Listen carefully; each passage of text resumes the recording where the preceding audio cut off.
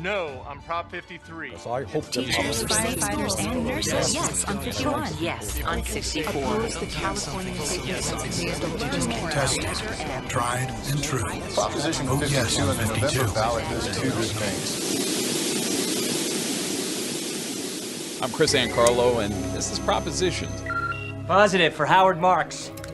Mr. Marks, by mandate of the District of Columbia Pre-Crime Division, I'm placing you under arrest for the future murder of Sarah Marks and Donald Dubin that was to take place today, April 22nd, at 0800 hours, 4 minutes. No, I didn't do anything. Yeah, it's not quite the precogs of Minority Report, but it's kind of easy to see why people may have some hesitance about criminal justice by algorithm, which is kind of where we're at with Prop 25. The algorithm is just part of the discussion about California becoming the first state to eliminate cash bail, but it's a big part of the discussion.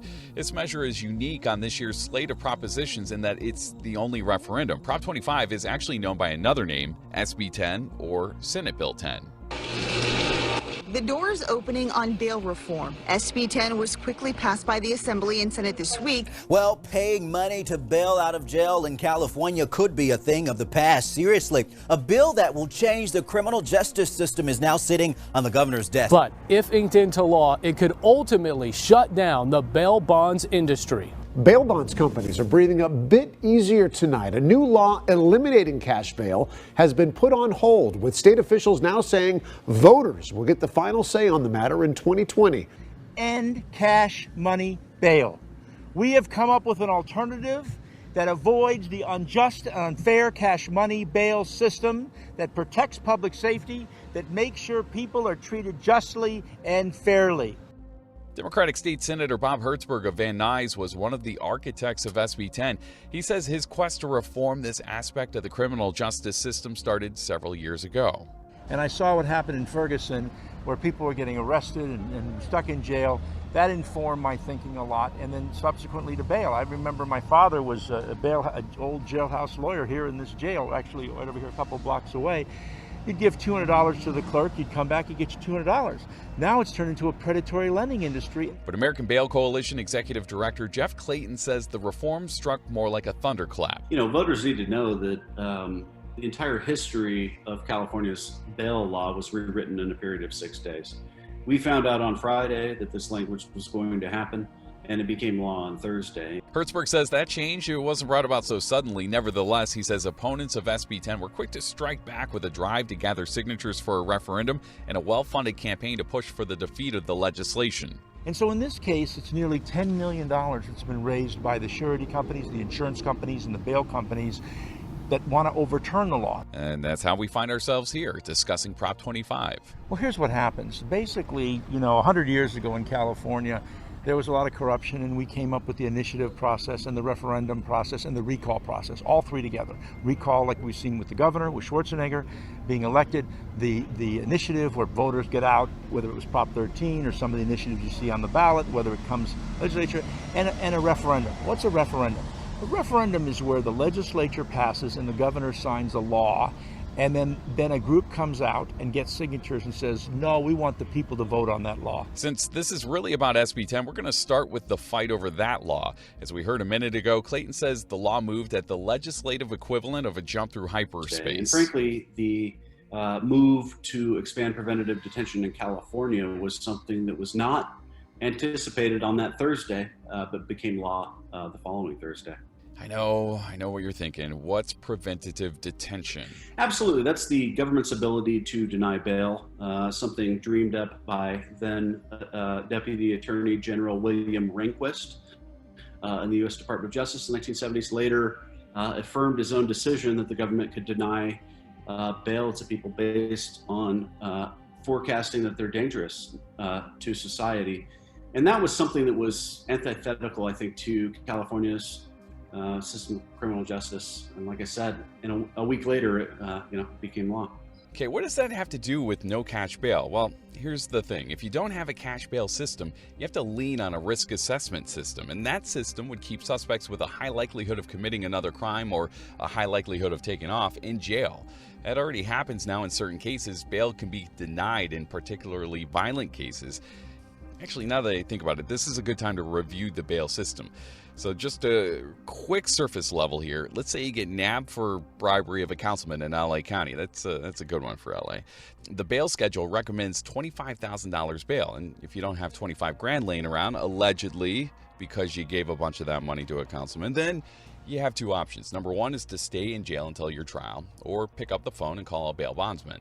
You'll pay them 10% of the bail and they'll cover the rest. You're down $2,500, but hey, you're out of jail, at least until trial. Now, let's say you got that $25,000 in your back pocket, you throw it down, you get it back if you show up for court. And that's the rub with the current system. The status quo must go. To continue to criminalize poverty is just wrong. And if we continue to accept this, then we're not really doing systems change. Sam Lewis with the Anti-Recidivism Coalition says a bias against poverty is systemic discrimination. The cash bail system is literally biased and based on race. Poor people in South LA and East LA are people that end up in the county jail. And that belief is part of what's fueled this movement to end cash bail. Again, it's a movement that Hertzberg says was more building rumble than thunderclap. The judicial branch, the Supreme Court, came up with a working group. Judges of all backgrounds, Republicans, Democrats, all parts of the state came together. And literally the plan that we put together was what the judges wanted, which is the people that are in the courtroom that really understand what's going on, rather than just a bunch of folks trying to put together a law. That to me is what's so credible about this approach. Hertzberg says that credibility is the foundation of the measure. This was not designed by politicians or groups on one side of the spectrum or another. It was judges who deal with this every single day. And they said cash bail doesn't work. And they were focused on a system that was both, deals with public safety and flight risk. That's the key. But former Democratic State Assemblyman Mike Gatto says the ending of cash bail is more revolution than evolution. Whenever somebody comes up with a new proposal, and this is a very new proposal, they have to justify why their idea is better than what we have now, what has served society for a number of years now. Gatto is the spokesman with the No on 25 campaign. And here you have a proposal to get rid of a system that's been around for 1,200 years with this vague notion that we're replacing it with a computerized algorithm. What the people need to know, of course, is that there's 58 different counties. Each of the 58 counties would have a different algorithm. Each of the 58 counties would have to spend millions of dollars to develop it. There it is again. That word algorithm. What does it even mean in the context of this measure? For that matter, what exactly is this measure, right? Well, again, it just gets rid of the cash bail system. If you get pinched for a low-level misdemeanor, you'd be released as you awaited trial. But if you get accused of maybe a violent felony, you're likely to stay in jail until trial. But then there's this middle group, this middle category. This is where the algorithm comes into play. It would take into account all sorts of factors such as job status, criminal history, how often you've recently moved, and so on. That risk assessment would factor into whether you could be released and the conditions of your release. For example, you may have to be drug tested, or you might have to check in with a parole officer. Ultimately, it would be a judge who decides, not a machine. Again, we haven't quite made it to the precogs of Minority Report yet. You don't need to turn their lives upside down where they have to put $5,000 up on the average bail that doesn't get refunded. It's really an unjust system, and in today's technology, it's pretty simple to be able to avoid all of the unintended consequences. And, as I told Senator Hertzberg, these are the same judges that set the bail schedule. Do you think they're going to detain people? Of course they are. Clayton says California has always been a right to bail state. What Senate Bill 10 would really is to authorize what we would consider an illegal backdoor, sub-resident detention, to create a front door. And that's what Senate Bill 10 does. And I think that's why it's kind of anti the tradition in California's right to bail. Clayton says the predictive nature of SB 10 is problematic and borderline unconstitutional. Bail should not be based on whether I'm going to commit a new crime or not. And it never was until we got into this idea that, this guy's not going to do it, so he should get out, and this guy's going to do it, and so he shouldn't get out. And so for me, I go back to, US v. Salerno. It needs to be overturned. And hopefully, I don't think Amy Coney Barrett's going to overturn it because she, was a clerk from Justice Scalia who wrote the 7-2 majority opinion. But for my money, get rid of dangerousness, get it out of the system. That's the answer. The Salerno case was a Supreme Court decision that basically said pretrial detention did not qualify as punishment and that someone could be held if they were potentially a danger to the community. The decision arose from the no-bail pretrial detention of mafia boss Anthony Salerno back in the 80s, and it laid the foundation for the argument for pretrial assessment. And here, the concern is that we're taking people out of the justice system and replacing them with a computerized algorithm. It's very easy to argue with a person, whether that person is a judge or a prosecutor. And in many cases, there are checks and balances in our system for human beings. But it's very hard to argue with a computer algorithm. Algorithms are, I guess they're okay for predicting what movie you might want to see on Netflix or Amazon, but they're really not very good with determining whether or not someone should have their freedom. And Prop 25 outlines judicial input, but Gatto says he doesn't see a future with much deviation from the recommendations of the algorithm. One doesn't even have to look too far back in time. There was a proposed reform about a generation ago, which was sentencing guidelines. And we saw how those sentencing guidelines, for example, if you're arrested for a certain amount of raw cocaine, you should get 8 to 10 years. It's a very rare judge. As a matter of fact, if you know one, you point them out to me, who says, gee, the sentencing guidelines say that this person should get 8 to 10 years. I'm going to scrap that. I'm going to give this person 1 year in jail. And that's because judges are elected and because judges are human. The guidelines rapidly become a crutch. They rapidly become the de facto sentence that those judges impose. Lewis says risk assessment may be imperfect, but the current system falls too short, as illustrated by a story about one of his colleagues in the Anti-Recidivism Coalition. Raul was arrested for vandalism. Under Prop 25 or under SB 10, he would have been released in 12 hours. Instead, he sat in the county jail for a week and he was murdered.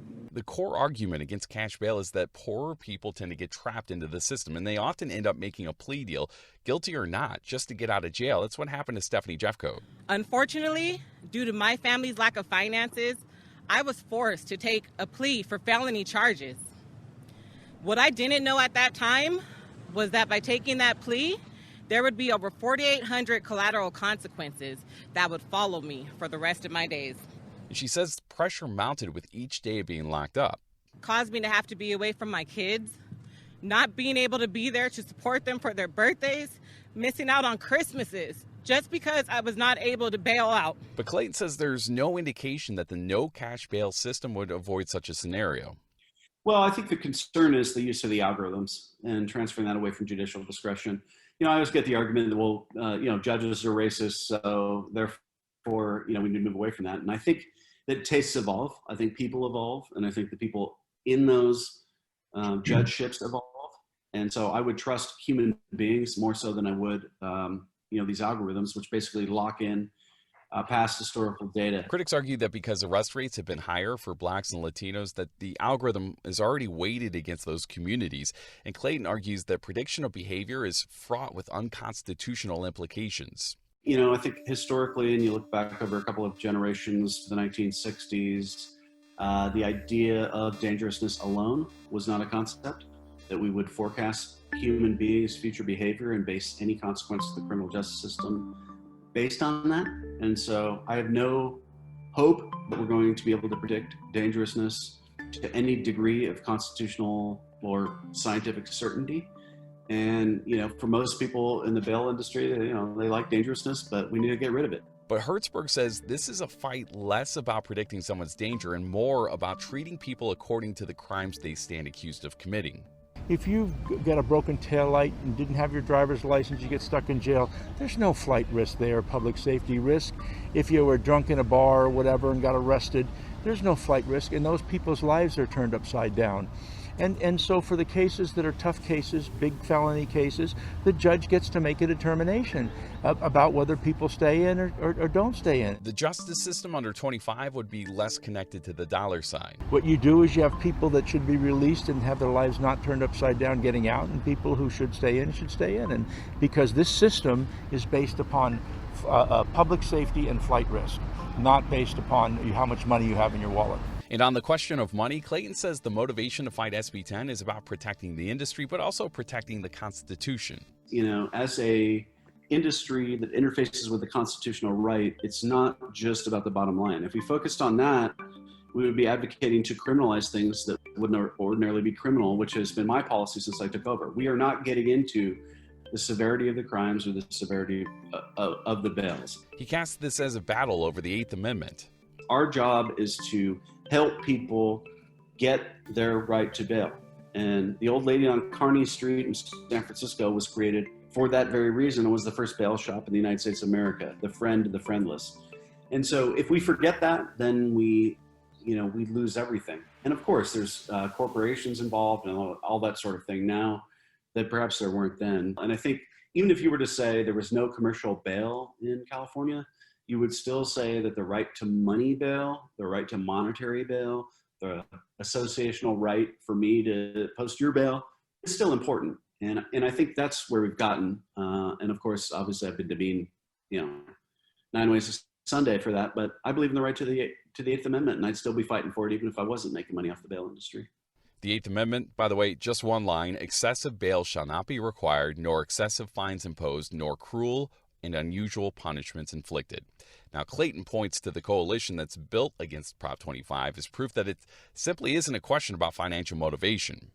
Black Lives Matter and the California Association of Sheriffs endorsed a no vote on the same day. And I think that tells you everything you need to know, that it's so much more than just, the right to make, money off of bail. The coalition is also a selling point for Gatto. I've never seen anything like this. I've been in politics for about 25 years, and I've never seen anything like the coalition that is opposing Proposition 25. You have sheriffs and public defenders and prosecutors and retired judges and human rights organizations and people who believe that there should be consequences for actions, with victims' rights groups. Hertzberg says the coalition on the yes side is just as diverse, and that the bail industry is pulling out all the stops to bring groups on board because the measure is an existential threat. Yeah, of course it should be about justice, but unfortunately, I've been in government so long, in and around government, helping others get elected and the like, and both serving as speaker and now as majority leader, and I'm never, quite frankly, surprised by some people's self-interests. These folks, everybody invents a way to support their money and support their interests, and they're afraid they're going to be put out of business. And I understand that, but lots of times in society, things are put out of business that no longer are any good. Sometimes it's market conditions. Blockbuster video doesn't work anymore, and sometimes systems are replaced by new and modern technology, literally a text instead of a bail bond. And Lewis says this is a starting point that can be continually developed to be more fair. More importantly, under Senate Bill 25 and under Senate Bill 36, there are methods in order to evaluate if there's racial bias in these assessment tools that will be public information and will be sent to our state legislature so that we can change the assessment tool and adjust it. Bringing the conversation back to center here, Hertzberg says it's important for voters to know that the legwork has already been done on this measure. It was already vetted by judges, it was already voted on by the legislature, it was already signed into law by the governor. Here's the insidious part of it. In addition to overturning the law, once that thing's qualified, they got enough signatures, which they did a year ago, the impact of the law stops, and they can continue to stay in business, making hundreds of millions of dollars. So literally, it's almost $1 billion they'll make. Even when they lose, they'll still have kept it alive for another year and a half to continue to make money and stop the implication of the law. But Gatto says this is a chance to hit the reset button. And so I think that, Prop 25 is going to do exactly what people need right now, is it gives the public a chance to say, wait a minute, we're going to vote no on this. We're going to tell the legislature to try to do better. We're going to all take a deep breath and determine what is the best system. Should we really be trusting people's freedoms with an algorithm? Should we really be letting folks out of jail without them going before a judge to get a thorough evaluation that the current system currently affords? And Clayton says there are better ways to handle the pretrial phase. Well, we looked at Connecticut and some of the other states where they have reasonable bails, Colorado, my home state, being one, two. I think the bails in California are too high. The schedules are too high. I think bail is not a punishment. In California, it seems to be, and the judges seem to go along with it. So I think reducing the bail schedule, is the number one thing that we can think about. Perhaps even as the, district attorney in San Francisco has done, is get rid of the bail schedule. Perhaps we should just have individualized hearings on bail, and certainly alternatives. We support alternatives for people who can't post bail, whether it be pretrial services, ankle monitors, and that sort of thing. And for his part, Hertzberg says a disproportionate amount of attention has been paid to the algorithm. But here's the issue. It is one tool that a judge has. The thing I like about bail reform is in the old days, under the current system, you have a price list for your liberty. You look at the list. If I have the money, I'm out. If I'm not, I'm stuck in. Under this system, you look at a judge in the eyeball, and the judge looks at you and assesses you, and you get be treated like a human being rather than like a product, and you get to make a determination and plead your case. And he says it's a tool that's already being used. Right now, 47 counties have algorithms. Right now, 47 is 58 counties in California, okay? There's no requirement that they be tested and validated or whatever. We require, if you're going to use an algorithm, it's got to be at a statewide level, it's got to be tested and validated, and one of the people that have to validate it is an expert in bias. So if Prop 25 doesn't pass, we still have algorithms. They're untested. If it passes, we have to have any algorithm that's got to be used, has got to be validated. All right, before we finish this up, let's check in for the final time this season with the law students over at the McGeorge School of Law who are putting together the California Initiative Review. Yev Pieslar took a look at the constitutional compliance of Prop 25. Yeah, the federal constitution only bans excessive bail, and that tends to focus more on the money aspect of things, and so it should not have any issues. Rachel Pulio looked at how much this measure might cost the economy. The fiscal impact is really uncertain right now. We won't really know because on the one hand, there might be increases based on an increased workload from having a new staff or more work for people to do these pretrial risk assessments. But on the other hand, it could decrease the number of people housed in jail because pretrial detention is pretty high in California. She says there are revenue implications to keep in mind. There's also arguments related to tax revenue coming from the bail industry and the insurance fees that bail insurance companies have to pay. But it also could increase tax revenues because people who would normally spend their money on bail or on a percentage to a bail agent are putting that money into the economy on goods and services. All right, let's break this down. A yes vote means you support SB 10 becoming law, which would replace the money bail system with a risk assessment system that determines which suspects represent a flight risk and or are threats to community safety. Most misdemeanors would be released within 12 hours. Some misdemeanors and felonies would be assessed for possible release. People charged with severe felonies or deemed high risk, they'd stay in jail. The public voting no on Proposition 25 affords the voting public a rare opportunity, and that's the ability to tell the legislature that it needs to go back to the drawing board and do better on this one issue. The legislature proposed a system where they would get rid of bail entirely and replace it with a computer algorithm. Almost anybody who has studied it believes that a computer algorithm will be very unfair and that the system will be much worse than what we've got now. There's also people who are concerned that it will result in people getting out of jail who shouldn't get out of jail. Prop 25 is a very, very expensive, very brave new world idea of justice. And I think that the idea that we substitute the bail system for an algorithm is something that just needs to be a little bit better thought out than what's before us in Prop 25. So I think everybody out there ought to vote no on Prop 25. To our opponents who say that this will give more discretion to judges, judges already have the discretion to determine how much your bail will be, or even if you get bail. To our opponents who say that risk assessment is a problem, there are now 46 counties, at least, in the state of California that use a risk assessment to determine how much and if you get bail. Will California's system be more racist under Senate Bill 10? I don't know.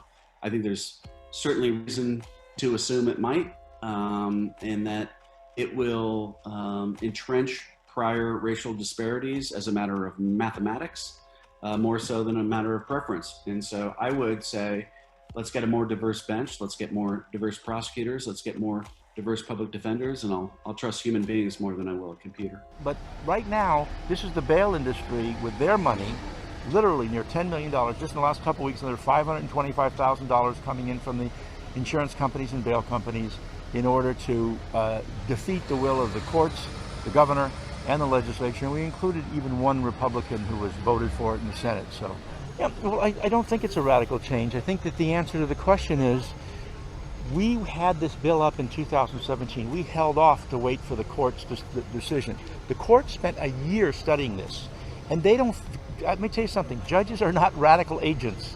They're very conservative. They research this left and right, and the framework that's provided isn't some crazy, radical, untested thing. Well, I think Election Day is going to be amazing regardless of what happens. The oldest saying in the business is we'll be drinking either way. That's it. We're done. That's the end of the ballot. We made it all the way through. I want to thank everybody for sticking with me. If you were with me from Prop 14 to now, it's a lot of listening you did. And I want to thank you not just for listening, but for being devoted to the idea of democracy, for taking responsibility for how you vote on this ballot in this election. Sincerely, my gratitude to you. I can't wait to do this again in 2 years or 4 years or whenever we have more ballot questions coming before California voters. For the final time, I'm Chris Ancarlo. I may or may not approve of this podcast.